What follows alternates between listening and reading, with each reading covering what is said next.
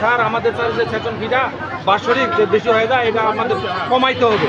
তো বলছি যে ঠিক আছে আমি আসি, তারপর আমি স্যার আপনি জানেন কিনা স্যার এটা আমরা অনেকদিন ধরে আন্দোলন করে আসি, বলতেছে যে আমরা এটা শুনবো হ্যাঁ আমি এটা জানি, বলছি আমি এটা জানি আমি পরে আপনার জানাবো। কত টাকা করে নিচ্ছে?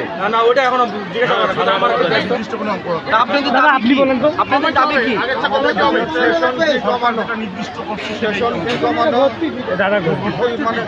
সরকারি পরিপক্ষের দাবি যে এটা কমানো দরকার, এই জন্যই মানে এসপি মহোদয়ের কাছে আমাদের এটা আবেদন আছে।